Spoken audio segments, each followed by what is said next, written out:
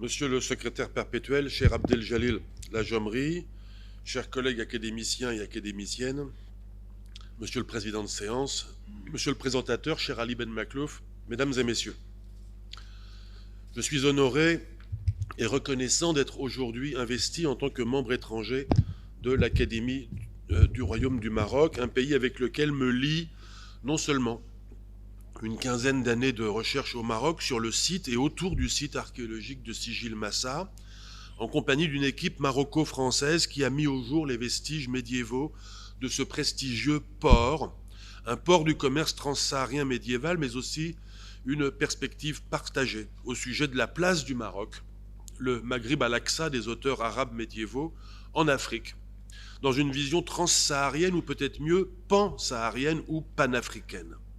C'est ce sujet que je voudrais aborder dans la présente leçon sous l'angle de la conversation.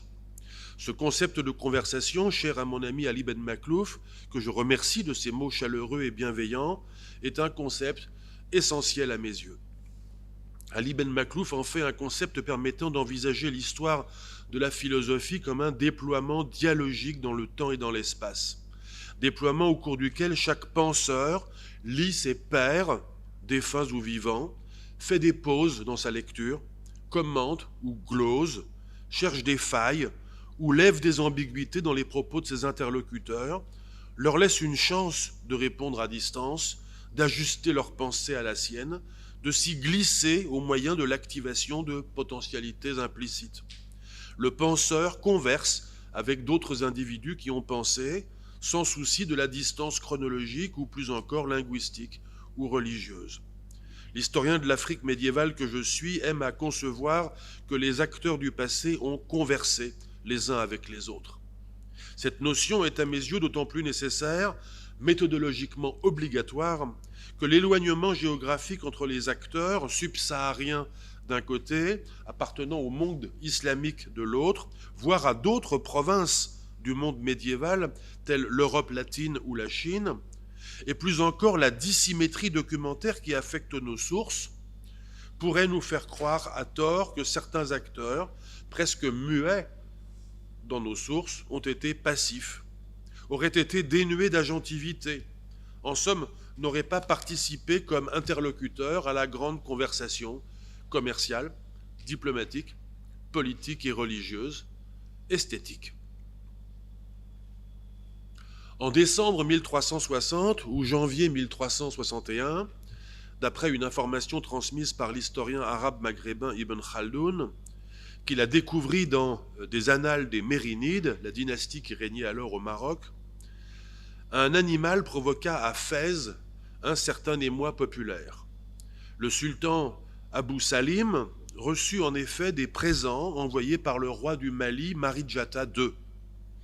Parmi ces présents figurait, je cite, « une créature de forme étrange et de large stature, ressemblant à divers autres animaux. » Fin de citation. C'était une girafe. Ibn Khaldoun nous éclaire au sujet de cette ambassade, je cite encore. « Le jour de leur arrivée fut un jour mémorable. Le sultan de Fès s'assit pour les recevoir dans la tour d'or, comme il le faisait lors des revues, et des crieurs appelèrent le peuple à sortir vers l'esplanade hors de la ville. Ils sortirent, se précipitant depuis chaque colline, jusqu'à ce que l'espace devienne trop exigu pour les contenir. Ils montaient les uns sur les autres dans la cohue autour de la girafe, stupéfaits par sa forme. Les poètes récitèrent des poèmes d'éloge, de félicitations et de description de la scène. Fin de citation. Notons que c'est à la destination du sultan marocain que s'adressaient les louanges et les compliments des poètes officiels. La singularité de la survenue d'une girafe résidait autant dans l'émerveillement qu'elle engendrait parmi le peuple accouru pour assister au spectacle que dans la capacité du sultan marocain, par la nature de ses liens diplomatiques avec un pays étranger, à procurer un tel divertissement. La suite est également intéressante. S'approchèrent alors les représentants du sultan du Mali qui avaient accompagné la girafe à travers le désert. Ils assurèrent au sultan de Fès, dans une autre langue que l'arabe, sans doute le mandingue, car la cérémonie fit intervenir un traducteur, sans doute mandingue arabe, selon un dispositif qui laisse à penser que la traduction était simultanée. Ibn Khaldoun précise en effet, je cite, « Pendant tout ce temps, l'interprète leur traduisait et il faisait vibrer les cordes de leurs arcs en signe d'approbation selon leurs coutumes reconnues. Ils saluèrent le sultan en se répandant de la poussière sur la tête, conformément à la coutume des rois non-arabes. » Fin de citation. On apprend ensuite, toujours grâce à Ibn Khaldoun, que l'ambassade malienne fut hébergée à Fès aux frais du sultan, lequel mourut avant le départ des ambassadeurs pour le Mali. Le régent leur offrit néanmoins des cadeaux et l'ambassade put repartir via Marrakech puis la région du Souss en direction du sud. Cette ambassade venue du Mali à Fès avec une girafe avait connu bien des aléas. Elle avait en effet été décidée non pas par Maridjata II, mais par l'un de ses prédécesseurs, Sulayman, le sultan du Mali qu'avait rencontré Ibn Battuta en 1352. L'ambassade avait pour destinataire initial non pas Abou Salim, mais l'un de ses prédécesseurs sur le trône du Maroc, peut-être Abou Inan. L'ambassade malienne, porteuse de présents, mais initialement pas accompagnée de la girafe, s'était mise en route, sans doute depuis la capitale du Mali, et était arrivée à Oualata, poste frontière du royaume malien. À Oualata, la nouvelle parvint du nord que le sultan du Maroc était décédé. L'ambassade malienne s'immobilisa donc à Oualata et attendit les instructions de Sulayman. Mais celui-ci mourut à son tour, laissant le royaume dans un état de confusion politique dont Ibn Khaldoun nous dit, je cite, « Une dissension éclata alors parmi les gens du Mali. Le pouvoir se trouva divisé entre eux et leurs rois rivaux cherchèrent à s'emparer de l'autorité. Ils se tuèrent les uns les autres et furent absorbés par la guerre civile jusqu'à ce que finalement Mansa Djata s'impose et consolide le pouvoir entre ses mains. » Fin de citation. On informa alors le nouveau souverain du Mali qu'une ambassade envoyée vers le Maroc par son prédécesseur était bloquée à Oualata. Assumant ses nouvelles fonctions sultaniennes et assurant, comme on dirait aujourd'hui, la continuité de l'État, il ordonna à l'ambassade de reprendre son chemin pour le Maroc, non sans apporter une note personnelle au cadeau qu'avait envoyé son prédécesseur, en y ajoutant cette fois la girafe. Remontons encore dans le temps. Si le sultan Sulayman avait décidé d'envoyer une ambassade à son homologue mérinide, c'est parce que Sulayman avait lui-même reçu, plusieurs années auparavant, une précédente ambassade du sultan du Maroc. La chronologie est ici embrouillée et l'on ne peut pas faire mieux que de situer cette ambassade après 1335. Le sultan de Fès était alors Aboul Hassan. Aboul Hassan avait, nous dit Ibn Khaldoun, tiré du trésor de sa maison les objets les plus rares et les plus magnifiques de fabrication maghrébine. Fin de citation. Il avait désigné son secrétaire de chancellerie et son eunuque pour le représenter auprès du roi du Mali. Et il avait donné des instructions à des tribus arabes placées sous son autorité pour les escorter à l'aller et au retour. Je cite encore, « Ce cortège s'engagea dans la traversée du désert et atteignit le Mali après de grands efforts et de longues privations. Sulayman les reçut avec honneur et cordialité et les congédia de manière honorable. » Fin de citation. Il est précisé qu'une ambassade de Grand du Mali accompagna le retour de l'ambassade marocaine dans son pays. Ces ambassadeurs avaient l'intention, nous dit Ibn Khaldoun, de prêter hommage au sultan marocain au nom du souverain malien, mais rien n'est dit de l'arrivée de cette délégation au Maroc et il n'est pas certain qu'il y eût là davantage qu'une intention malienne, voire qu'un vœu pieux marocain. Mais je remonte encore dans le temps. L'ambassade qu'avait envoyée Aboul Hassan au sultan Sulayman du Mali répondait elle-même à une précédente ambassade de Maliens au Maroc. Cela nous ramène à une date située plus de 20 ans avant l'épisode de la girafe présenté aux habitants de Fès. À cette époque, c'est Moussa qui règne sur le Mali. Désirant honorer Aboul Hassan qui venait de défaire le sultan de Tlemcen et de conquérir le Maghreb central, et qui apparaissait alors au faîte de sa puissance, Moussa, nous dit Ibn Khaldoun, dépêcha certains de ses sujets pour partir comme émissaires, accompagnés d'un interprète issu des hommes voilés des Sanadja, voisins de son royaume. Ils se présentèrent devant le sultan et le félicitèrent pour sa victoire sur ses ennemis.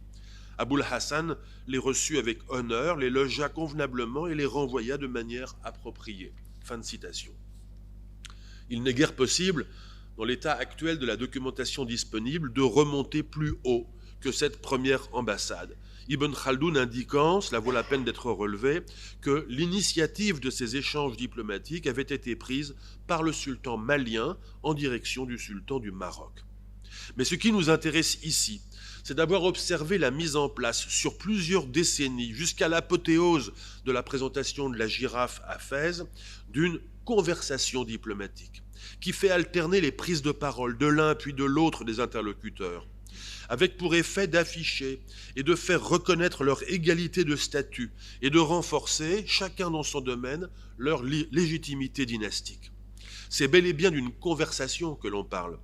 Une conversation reconstituée, en dépit du fait que nous ne disposons pas de documents écrits produits dans le royaume du Mali à cette époque.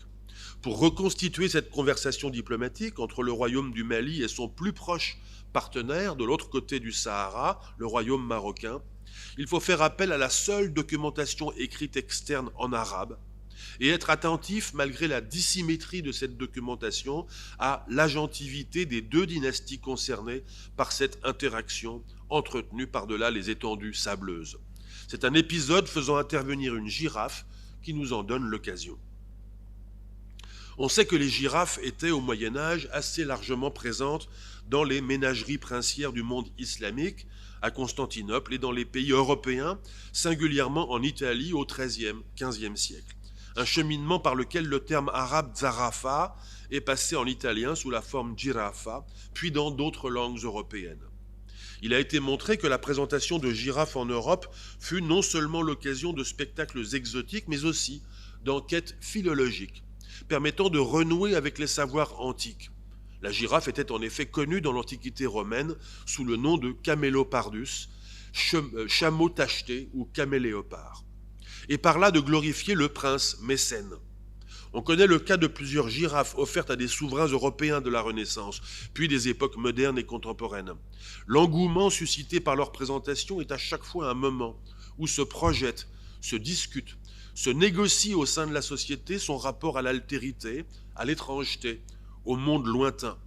Autant de notions qui diffèrent et évoluent diversement selon les sociétés. Ainsi, la girafe énonce-t-elle un message sujet à des transformations au cours de ses déambulations. Au demeurant, je crois que c'est précisément dans sa capacité à véhiculer un message changeant à chaque passage de relais, à chaque fois qu'elle est offerte par un souverain qui l'a lui-même reçu d'un autre souverain, que réside, si je puis dire, l'intérêt diplomatique de la girafe. Par contraste avec ses dispositions physiques plutôt raides, la girafe semble en effet posséder une souplesse sémantique qui en fait un type de présent idéalement adapté à un univers diplomatique médiéval fait de multiples médiations, interculturelles, interconfessionnelles, interlinguistiques.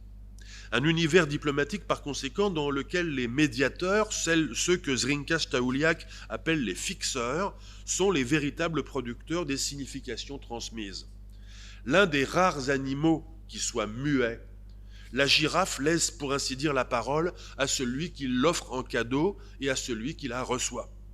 Animal apprivoisable et débonnaire, le message qu'elle convoie n'est pas hostile.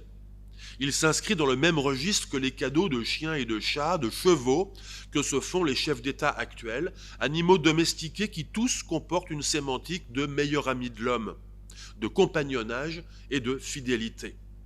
Pensons encore à la diplomatie du panda que pratique la République populaire de Chine, démonstration de soft power globale dans laquelle se mêle une image apparente de placidité et un souci de respectabilité globale qui emprunte la langue du conservationnisme environnemental. Par opposition, offrir un rhinocéros, comme le fit en 1514 le roi Muzaffar de Cambay au vice-roi des Indes portugaises à Goa, c'est un peu comme envoyer un cuirassé croisé devant les côtes d'un pays étranger. La menace est à peine voilée. La girafe, elle, ne menace pas. Elle n'est pas brutale comme le rhinocéros ou l'éléphant, elle n'est pas féroce comme le tigre, elle est maîtrisable. Elle n'exige même pas de maîtriser entièrement les significations potentiellement risquées du cadeau chez le récipiendaire. Par exemple, parce que lié à la notion de souveraineté comme l'est le lion. Un empereur d'Éthiopie au début du XXe siècle qui offre un lion à un chef d'État étranger, comme ce fut le cas de Ménélik II au président américain Theodore Roosevelt, ou encore de son successeur Iyyasu à l'empereur d'Autriche-Hongrie, s'inscrit dans une tradition éthiopienne séculaire qui associe le lion, emblème de la tribu de Juda, à la royauté salomonienne. Il sait aussi que le destinateur du cadeau sait lui-même que le lion, qui figure sur le sceau royal depuis le XVIIe siècle, est universellement associé à l'Éthiopie chrétienne. Il sait enfin que le lion est, chez son destinataire, chef d'État d'une puissance elle-même impériale, associée à des figures partagées du christianisme et du pouvoir en général. Il ne prend donc pas de risque. Mais si vous ne connaissez pas encore trop bien celui à qui vous offrez un lion, mieux vaut quand même offrir quelque chose d'autre. Par exemple, une girafe. La girafe est donc une commodité symbolique que l'on reçoit en présent et que l'on offre à son tour en présent. Suivre les déambulations des girafes permet donc peut-être d'éclairer les changements de valeur qui affectent chacune des médiations dans lesquelles ce symbole plastique joue un rôle, voire les anticipations, les attentes qui s'esquissent au sujet de la girafe au travers des interactions dont elle fait l'objet. Au début du XIVe siècle, un chroniqueur arabe du nom de Ibn Idari al-Marrakouchi, dans son ouvrage intitulé « Livre de l'information extraordinaire sur les faits et gestes des rois d'Andalousie et du Maghreb », nous relate deux faits peu ordinaires survenus 3 siècles plus tôt, dont il a eu connaissance, soit au travers d'un ouvrage antérieur perdu, soit dans les archives de Kérouan en Tunisie. En 992 d'abord, nous dit-il, des cadeaux furent envoyés du pays des Noirs à Al-Mansour ibn Bouloukin, deuxième émir ziride de Kérouan, c'est-à-dire gouverneur d'Ifriqiya. Parmi ces cadeaux figurait une girafe. Le texte ne précise pas qui, en Afrique subsaharienne, avait envoyé cette girafe.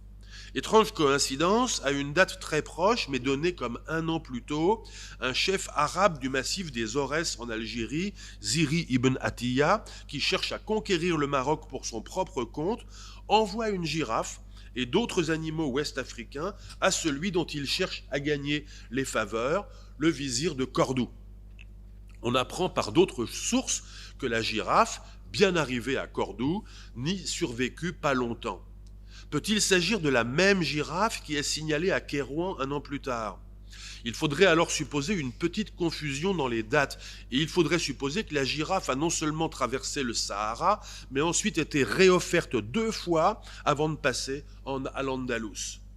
Dans le cas contraire, cela signifierait qu'au moins une autre girafe fut offerte vers la même date à un autre destinataire maghrébin.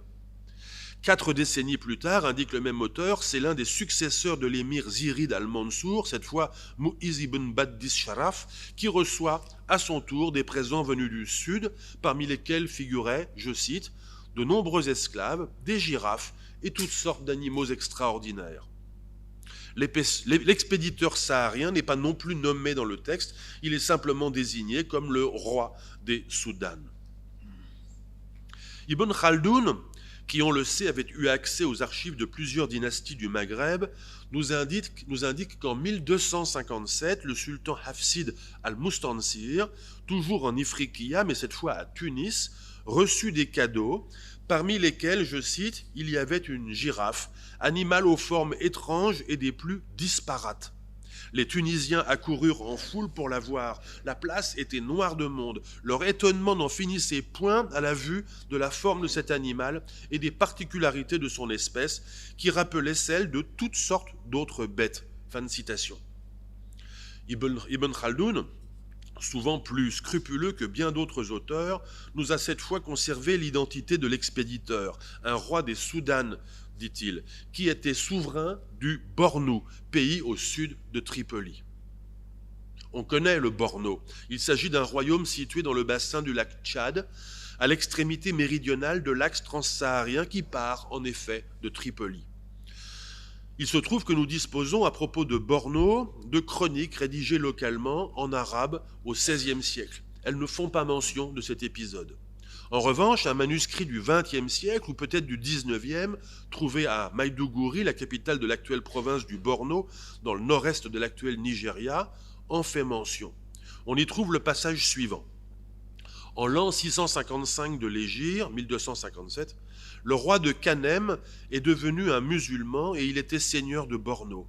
Il envoya un cadeau via Tarabulus, Tripoli, à Tunis, composé d'une girafe vivante, un animal rare qui fit sensation à Tunis. Fin de citation. On aurait donc là une remarquable confirmation indépendante. Malheureusement, l'éditeur moderne du texte, qui ne nous a pas livré le texte original en arabe, traduit ce même passage de façon différente à un autre endroit de son livre, en indiquant une date différente, cette fois 1206, soit quand même un demi-siècle d'écart avec la date donnée par Ibn Khaldoun. Il est certain que l'une des deux traductions est fautive, ou peut-être que les deux le sont. Rémi Devière, un spécialiste du Borno que j'ai interrogé sur ce sujet, pense que le passage du manuscrit de Maïdougouri est en fait emprunté à Ibn Khaldoun. Il ne s'agirait donc pas d'une confirmation indépendante. Il n'y a cependant pas de raison de douter que de l'information transmise par Ibn Khaldoun, une girafe a bel et bien emprunté le chemin entre le Borno et l'Ifriqiya, les deux pôles de l'axe transsaharien central au milieu du XIIIe siècle. Déplaçons-nous vers l'est, le long de la vallée du Nil.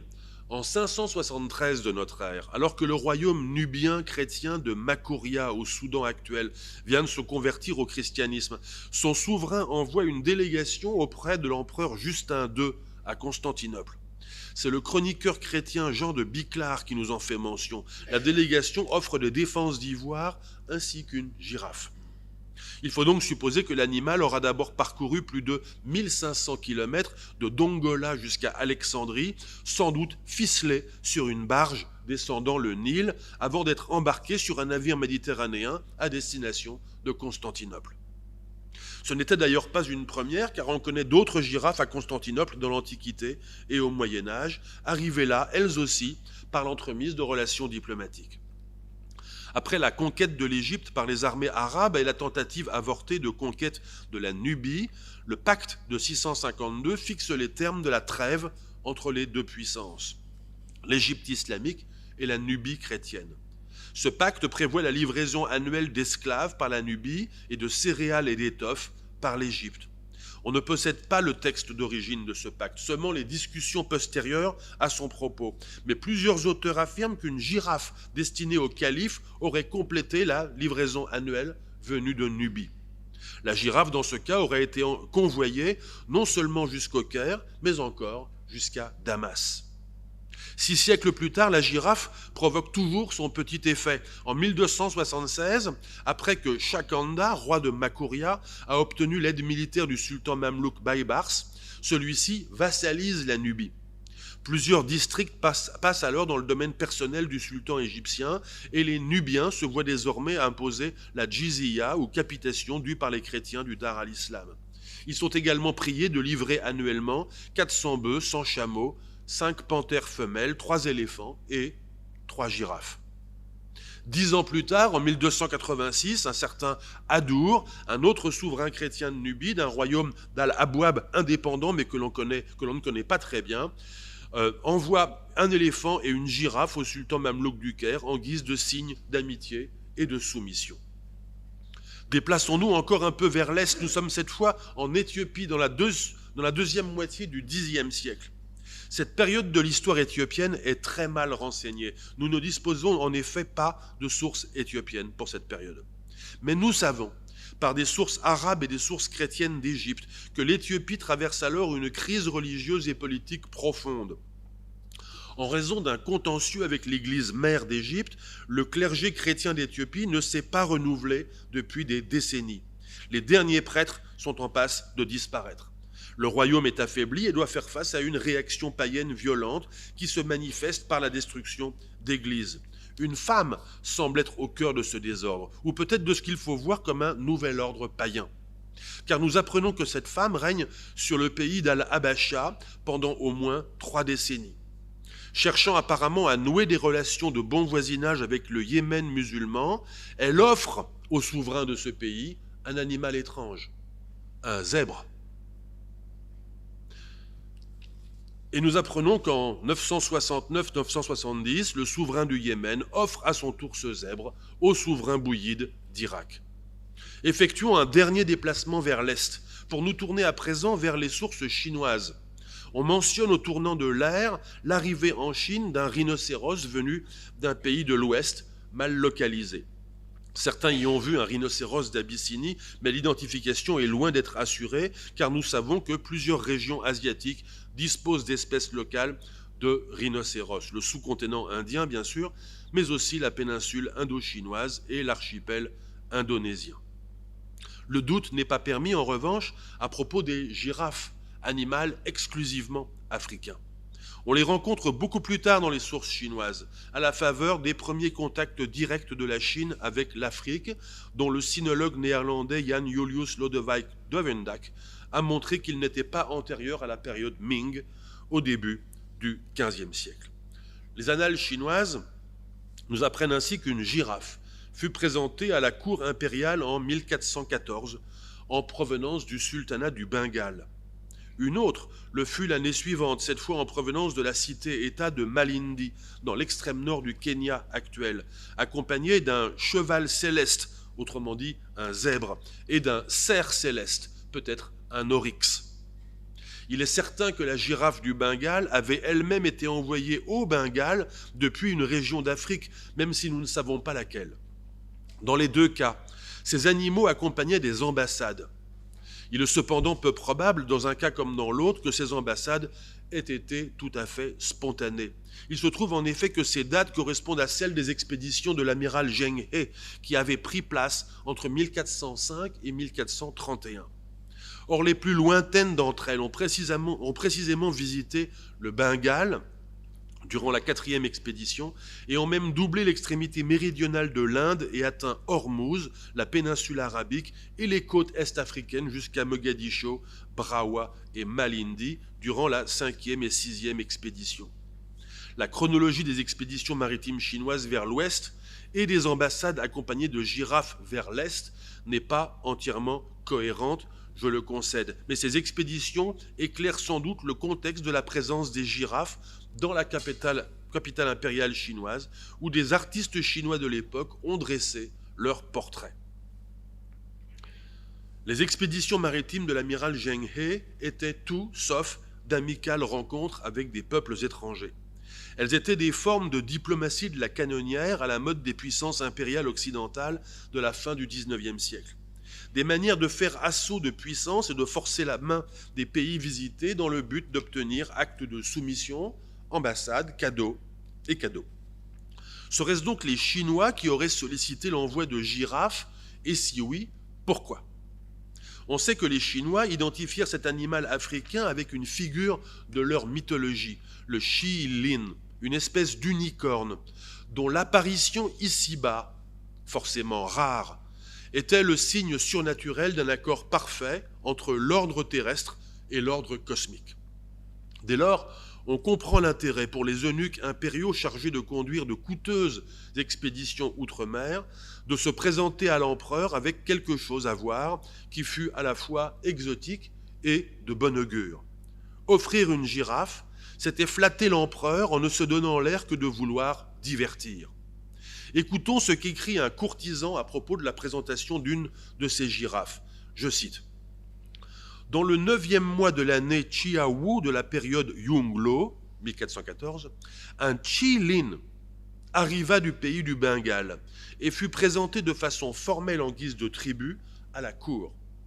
Les ministres et le peuple se réunirent pour observer, et leur joie ne connut pas de fin.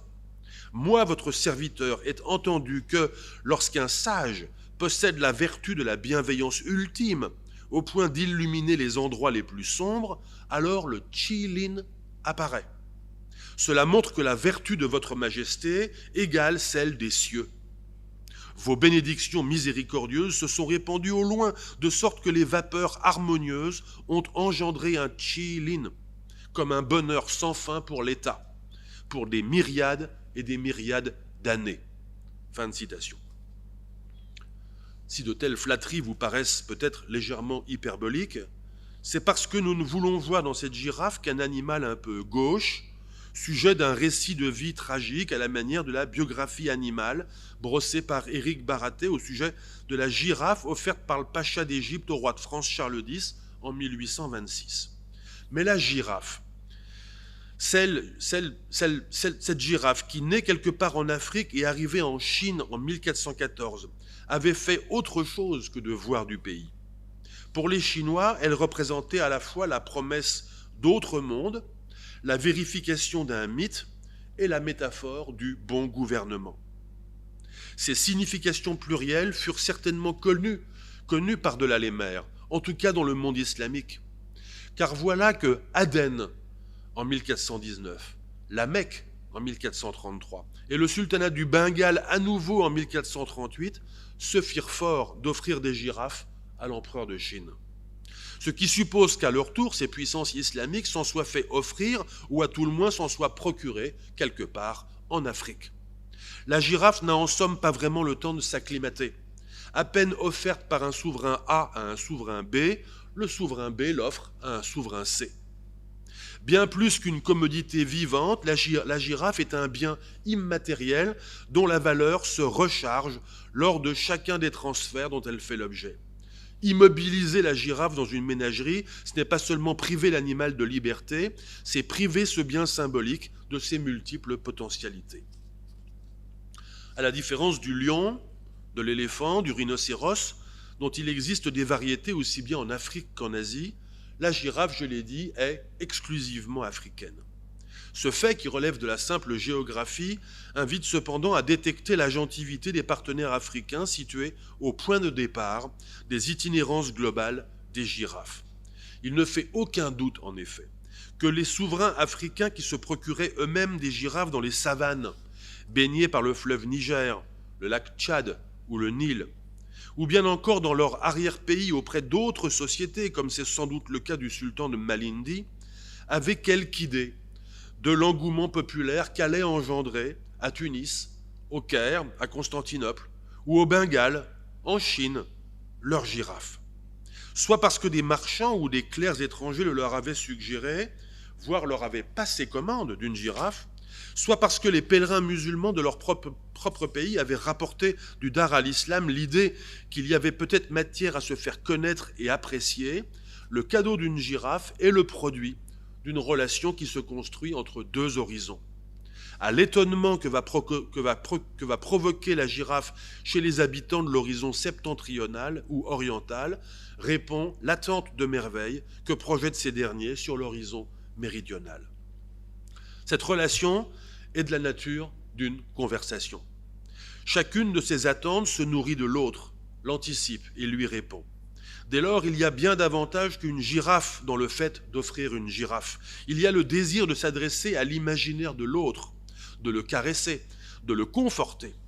Le caresser en lui donnant à voir une créature vivante qui satisfasse l'attente d'étrangeté, le conforter en lui présentant un animal placide qui démente par anticipation la crainte de l'inconnu qui affecte inévitablement les autres extrémités du monde. Parce qu'elles offraient le bon dosage d'émerveillement et de réassurance, les girafes d'Afrique que s'offrent et se réoffrent des souverains médiévaux sont l'indice de la nature conversationnelle des circulations qui prennent place au sein du Moyen-Âge global. La girafe qu'une foule marocaine put admirer vers la fin décembre 1360 est le fruit d'une telle conversation, pas seulement diplomatique, entre le Mali et le Maroc, faisant intervenir tour à tour, comme en une conversation, audace, temporisation, bégaiement, politesse, interruption, flatterie, choses dites et choses tues, reconnaissance mutuelle. Pour l'historien, cette girafe est une leçon que je partage pour finir avec vous. celle de se souvenir que l'Afrique intérieure ne fut pas un simple gisement de bêtes exotiques, pas plus qu'elle ne fut un gisement de commodités matérielles laissées à la convoitise étrangère. Les sociétés africaines exploitèrent elles-mêmes leurs ressources matérielles et symboliques. Elles les connurent et en furent maîtresses. Elles les mirent elles-mêmes en circulation, espérant que l'animal dégingandé, qui avait lentement traversé le Sahara, produise de l'autre côté son petit effet. Un petit effet d'apprivoisement de l'étrangeté qui voulait dire « vous nous êtes, nous vous sommes familiers ». Je vous remercie.